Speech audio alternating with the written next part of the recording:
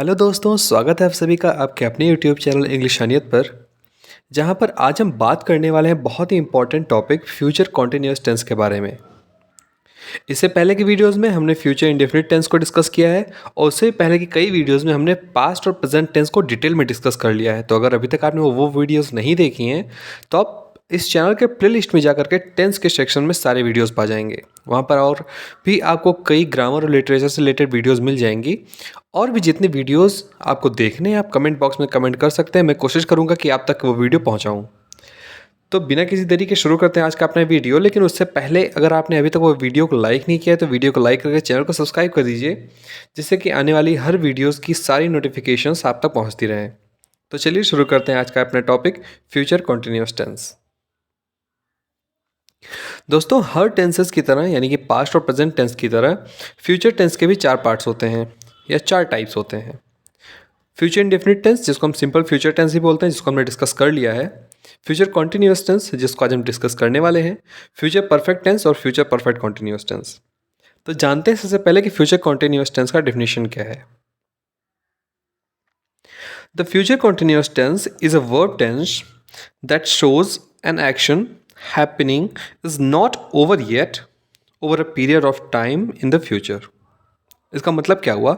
इसका मतलब ये हुआ कि कोई भी ऐसा कार्य किसी भी सेंटेंस में, किसी भी वाक्य में जो हमको कार्य दिखाया जा रहा है, वो ऐसा कोई भी काम जो कि भविष्य में एक पॉइंट ऑफ टाइम तक खत्म नहीं हुआ है, मतलब जारी चल रहा है। ठीक है, कॉन्टिन्यू है। क्योंकि हम क्या पढ़ रहे हैं? Future continuous tense. और कॉन्टिन्यूअस, कॉन्टिन्यूअस मतलब कि कॉन्टिन्यू होगा। फ्यूचर मतलब भविष्य में। तो भविष्य में जो चीज़, जो काम जारी है, कॉन्टिन्यू है, लगातार हो रहा है, वो जिस भी सेंटेंस में हमको दिखे वो सेंटेंस फ्यूचर कॉन्टिन्यूअस टेंस का सेंटेंस होता है। ठीक है। अगर हिंदी का कोई भी सेंटेंस है तो हमको कैसे पता चलेगा कि ये फ्यूचर कॉन्टिन्यूअस टेंस का सेंटेंस है? इसको हम फ्यूचर कॉन्टिन्यूअस टेंस के रूल के अकॉर्डिंग चेंज करेंगे। हमको बस इतना ध्यान रखना है कि हिंदी के सेंटेंसेस के लास्ट में त रहेगा, ती रहेगी, ते रहेंगे, या फिर रहा होगा, रही होगी, रहे होंगे। ये सारी चीज़ें अगर आपको सेंटेंस के लास्ट में मिल रही हैं तो आपको ये समझ जाना है कि ये जो सेंटेंस है हमारा, ये फ्यूचर कॉन्टिन्यूअस टेंस का सेंटेंस है, हम उसके अकॉर्डिंग इसको ट्रांसलेट करेंगे। ठीक है। चलिए अब एग्जाम्पल देखते हैं। सबसे पहले फ्यूचर कॉन्टिन्यूअस टेंस के कौन कौन से हैं। एग्जाम्पल है दे विल बी डांसिंग, मतलब वे नाच रहे होंगे। दे विल बी डांसिंग, वे नाच रहे होंगे। अगला एग्जाम्पल क्या है? We shall be going school by bus, मतलब हम स्कूल बस से जा रहे होंगे, है ना, या हम बस के द्वारा स्कूल जा रहे होंगे। आपको मैंने पिछली वीडियो में भी बताया था, मैं आपको फिर से बता देता हूँ कि आई और वी के साथ हम हमेशा शैल का यूज़ करते हैं, और उसके अलावा जितने भी हमारे सब्जेक्ट्स हैं उन सभी के साथ हम विल का यूज़ करते हैं। ठीक है, ये मैंने पिछले वीडियो में आपको बताया था, मैं फिर से बता दे रहा हूँ।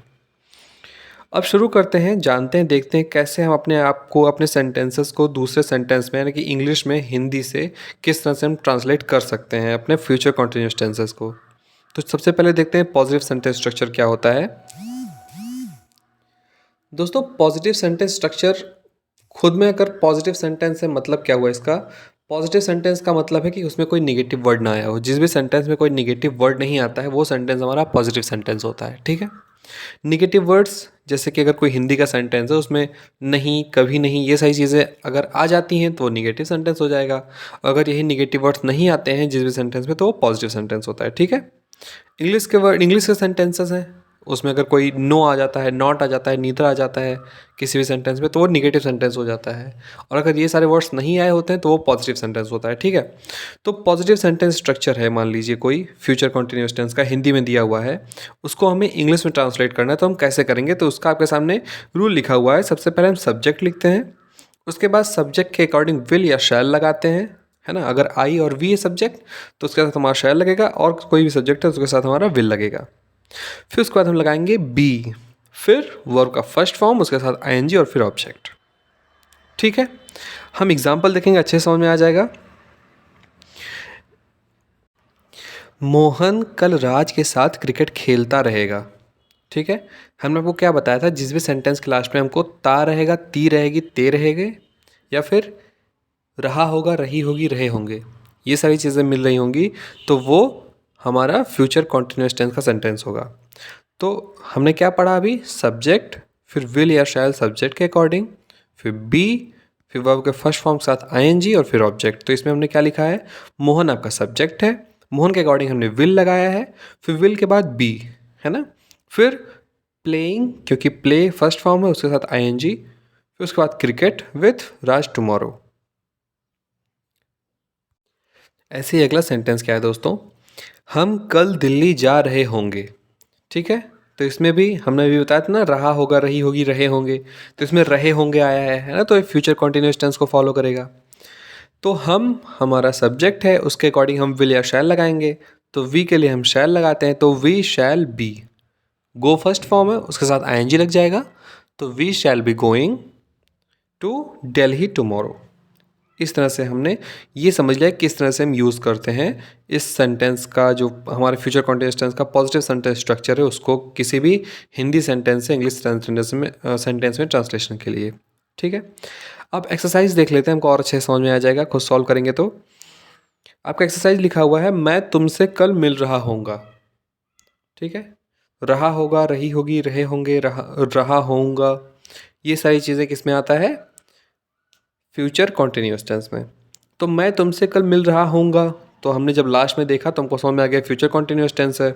ठीक है, फ्यूचर कॉन्टिन्यूस टेंस के लिए सबसे पहले सब्जेक्ट, सब्जेक्ट क्या है? मैं के लिए आई, उसके साथ लगेगा शैल। क्यों लगेगा? क्योंकि आई और वी के साथ हमेशा शैल लगता है।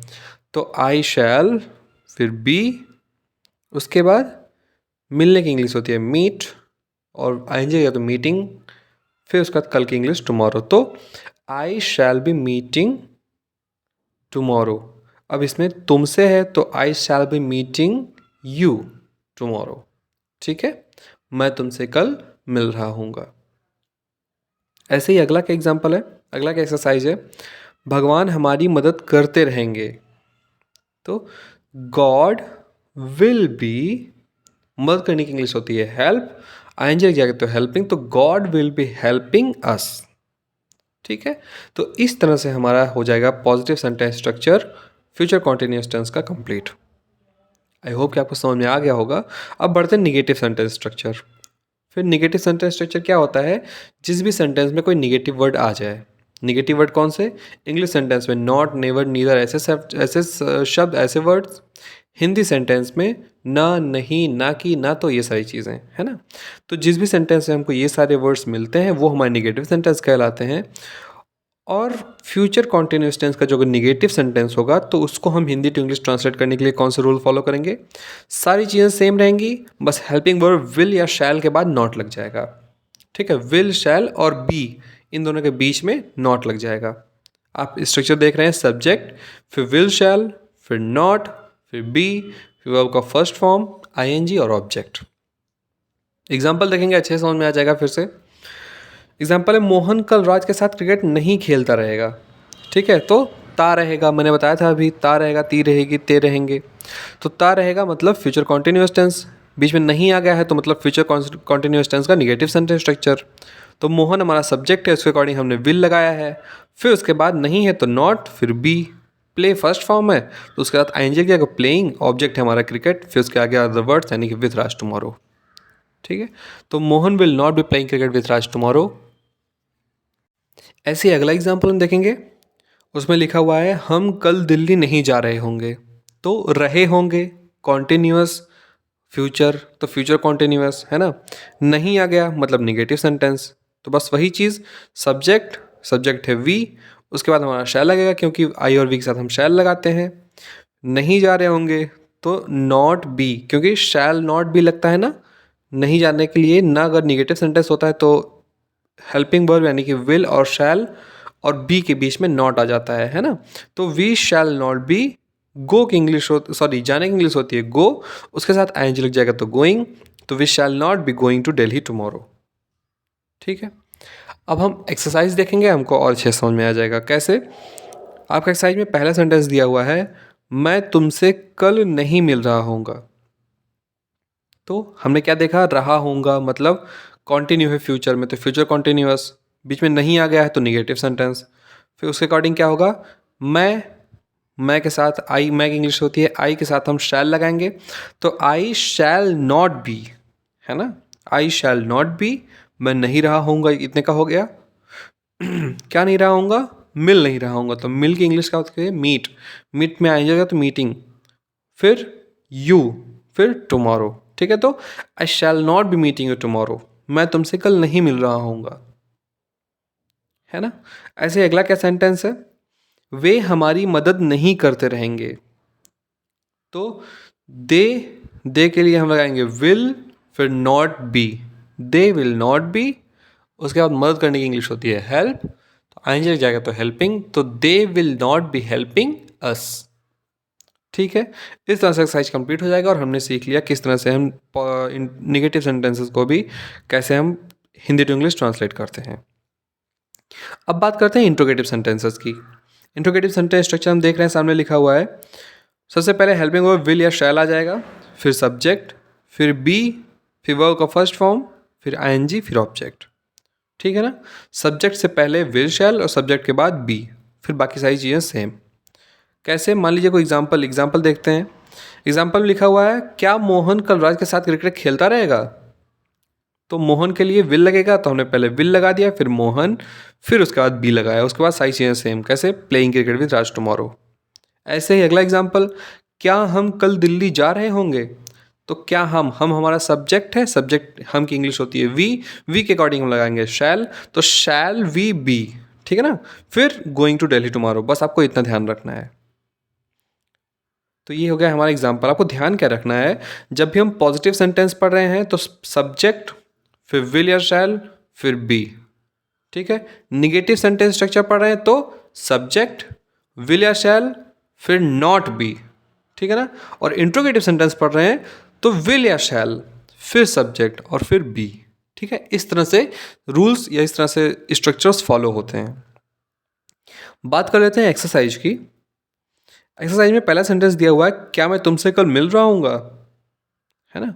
तो क्या मैं तुमसे कल मिल रहा हूँगा, क्वेश्चन मार्क, इंट्रोगेटिव सेंटेंस है, हमको पता चल गया इंट्रोगेटिव सेंटेंस है। किस टेंस का है ये देखना है, तो रहा होऊंगा, रहा मतलब कॉन्टिन्यू है, होऊंगा मतलब फ्यूचर में कॉन्टिन्यू है, तो फ्यूचर कॉन्टिन्यूअस है।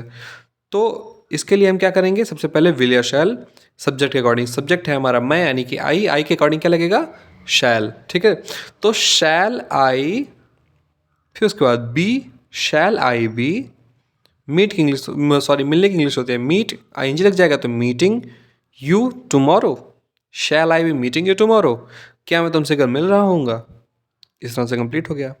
अगला सेंटेंस है, क्या वे हमारी मदद करते रहेंगे, तो क्वेश्चन मार्क लास्ट में, मतलब इंट्रोगेटिव सेंटेंस है।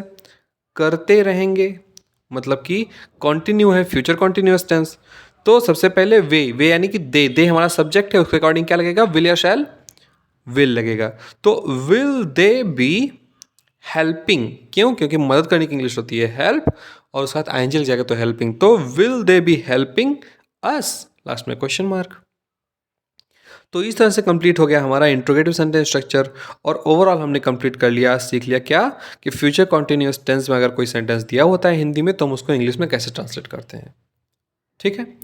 अगर आपको कोई चीज़ नहीं समझ में आई तो कमेंट बॉक्स में कमेंट कर सकते हैं, मैं आपको ज़रूर रिप्लाई करूँगा आंसर देने के लिए, आपको करेक्ट करने के लिए। आपको जो भी और वीडियोस देखनी है और भी कुछ सीखना है तो उसको आप कमेंट करके बताएं, मैं आपको बताऊंगा। अगर वो आने वाली होगी, अगर आ चुकी होगी तो मैं आपको बता दूंगा, सजेस्ट कर दूंगा कि आप कहाँ जाकर देख सकते हैं। फिर मिलते हैं अगली वीडियो में, तब तक के लिए धन्यवाद, अपना ख्याल रखें।